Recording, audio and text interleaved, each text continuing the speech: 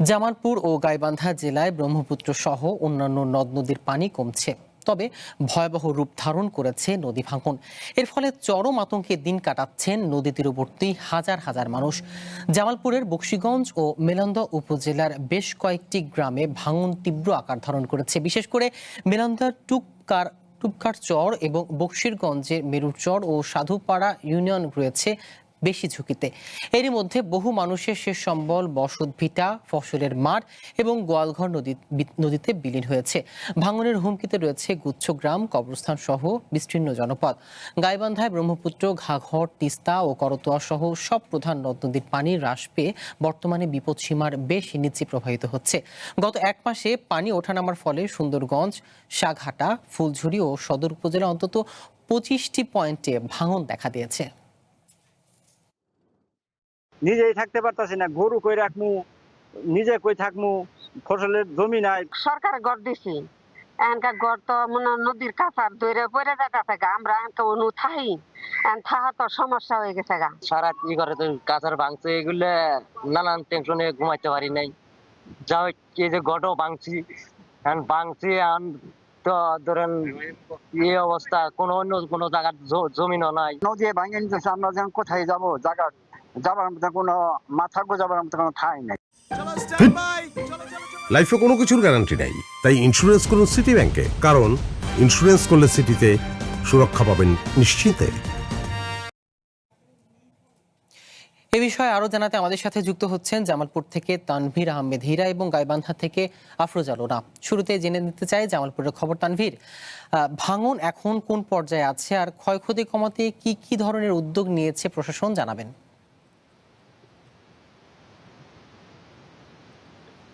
যেটি বলছিলেন, জামালপুরে প্রায় 16টি নদ নদীর পানি ইতিমধ্যেই কমে গেছে এবং যেটি আমাদের জামালপুরের বড় আতঙ্ক সেটি হচ্ছে ব্রহ্মপুত্র নদ। এই নদকে ঘিরে আসলে নদীর তীরবর্তী যে মানুষগুলো রয়েছে তারা একটি চরম আতঙ্কের মধ্যে দিন পার করছে। কারণ এই মুহূর্তে আমরা জানি যে দেখেছি যে প্রায় 3টি উপজেলায় ব্যাপক ভাঙন দেখা দিয়েছে ব্রহ্মপুত্র নদকে ঘিরে। আর নতুন করে যদি বলি যে যমুনার পানি কমার সাথে সাথে ঠিক জামালপুরের সরিষাবাড়ী উপজেলার পিকনা ইউনিয়নের নলসন্ধ্যা গ্রামে কিন্তু ব্যাপক ভাঙন সৃষ্টি হয়েছে। এর ফলে দেখা গিয়েছে যে সেই এলাকাগুলোতে বিশেষ করে ফসলি জমিগুলো আসলে ব্যাপকভাবে ক্ষয়ক্ষতি হচ্ছে। সেই সাথে বসত ভিটা, কবরস্থান, গুচ্ছগ্রাম সহ আসলে হুমকির মুখে চরমভাবে পতিত হচ্ছে। তো দিন যত যাচ্ছে আসলে হুমকির তালিকা সংখ্যা তত বাড়ছে। তবে এরই মধ্যে জেলা প্রশাসনের সাথে আমরা কথা বলেছি। এই বিষয়টি এসে জেলা প্রশাসন এখন পর্যন্ত আসলে কোনো খোঁজ খবর বা তাদের সাথে কোনো যোগাযোগ রাখেনি এবং তিনি জানিয়েছেন জেলা প্রশাসক আমাকে যে ইতিমধ্যে তিনি পানি উন্নয়ন বোর্ডকে সংযুক্ত করেছেন। পানি উন্নয়ন বোর্ড এই বিষয়গুলো তদারকি করবে।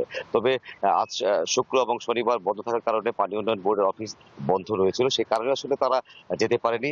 এছাড়াও এই গত কয়েকদিনের ভাঙনে পানি উন্নয়ন বোর্ড এখন পর্যন্ত কোনো দৃষ্টান্ত স্থাপন করতে পারেনি ভাঙন প্রতিরোধে, যেটি মানুষের ভিতরে আশা বাণী ছড়াবে। তবে ভাঙন প্রতিরোধে সাধারণ মানুষ মনে করছে এই মুহূর্তে দ্রুত ভাঙন প্রতিরোধ ব্যবস্থা করতে হবে। আপৎকালীন যে জিওব্যাগ ফেলছেন বিভিন্ন জায়গায়, সেই জায়গাগুলোতে বিশেষ গুরুত্ব দিয়ে যে অঞ্চলগুলো বসত ভিটা রয়েছে, স্থাপনা রয়েছে, সেই জায়গাগুলোতে তারা বলছে যে স্থানীয় লোকজন বলছে খুব দ্রুত সময়ের মধ্যে জিওব্যাগ ফেলে ভাঙন কিছুটা প্রতিরোধ করা সম্ভব। এবং সেই সাথে ফসলের জমির বিশাল একটি মাঠ ইতিমধ্যে জামালপুরের বিভিন্ন চরাঞ্চলগুলোতে আমরা দেখেছি যে সব অধিকাংশই ফসলি মাঠগুলো আসলে নদীগর্ভে বিলীন হয়ে গেছে। আর বাকি যেগুলো আছে সেগুলো আমরা দেখেছি কলার একটি বিশাল একটি বাগান, ফসলি ক্ষেত, এগুলো কিন্তু আসলে নদীগর্ভে বিলীন হচ্ছে। দিন যত যাচ্ছে আমাদের জামালপুরের ব্রহ্মপুত্র নদীর যে তীরবর্তী জায়গাগুলো তত ভাঙনের ক্ষমতা বাড়ছে। নদীর যে কোরাল গাছ সেটি রীতিমতো তারা বিলীন করে দিচ্ছে সকল কিছু। তো এই ছিল জামালপুরের ভাঙন নিয়ে সর্বশেষ তথ্য। সিয়াম। তানভীর, আপনি আমাদের সাথেই থাকুন। এবার জেনে নিতে চাই গাইবান্ধার খবর। লুনা, এখন ভাঙন পরিস্থিতি কতটা উন্নতি হয়েছে আর ক্ষতিগ্রস্ত এলাকায় মানুষরা কেমন আছেন, কি বলছেন, জানাবেন।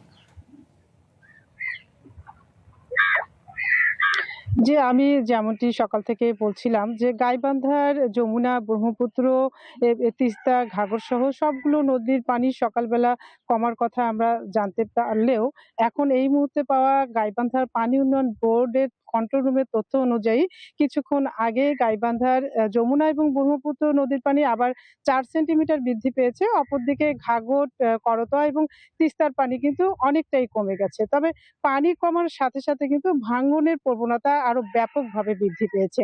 আপনারা জানেন যে গত প্রায় মাস খানিক ধরে এই ভাঙন অব্যাহত রয়েছে। বিশেষ করে গাইবান্ধার ঘাঘটের কিছু অংশ এবং তিস্তা নদীর যে চরাঞ্চল বেষ্টিত যে ইউনিয়নগুলো রয়েছে সেগুলো হচ্ছে বেলকা, কাপাসিয়া, হরিপুর, চণ্ডীপুর, শ্রীপুরের বেশ কিছু গ্রামে কিন্তু চরাঞ্চলে কিন্তু ব্যাপক ভাঙন শুরু হয়েছে।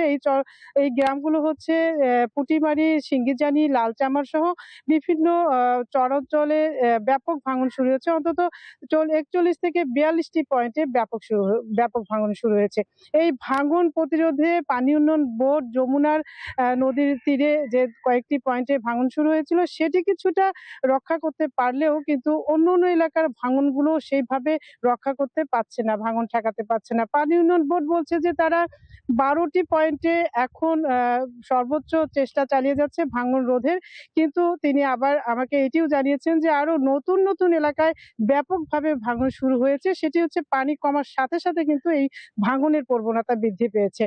পানি উন্নয়ন বোর্ড কর্তৃপক্ষ প্রতিদিনই এই এলাকাগুলো পরিদর্শন করছেন এবং তারা জরিপ করে দেখেছেন যে আরো ১০-১২ টি পয়েন্টে তারা কাজ করতে পারবেন। এটি হয়তো আরো ২-৩ দিনের মধ্যে তারা শুরু করবেন। কিন্তু ইতিপূর্বে যে মানুষগুলো সর্বশান্ত হয়েছে বাড়ি-ভিটা ঘরবাড়ি হারিয়ে, তাদের শুধু একটাই দাবি সব ছাপিয়ে পানি উন্নয়ন বোর্ড বা কর্তৃপক্ষ যেন কার্যকরী পদক্ষেপ গ্রহণ করে তাদের এই ভাঙা গড়ার খেলা থেকে যেন মুক্তি পান তারা। জি, এই ছিল আমার কাছে গাইবান্ধা থেকে ভাঙনের সর্বশেষ পরিস্থিতি।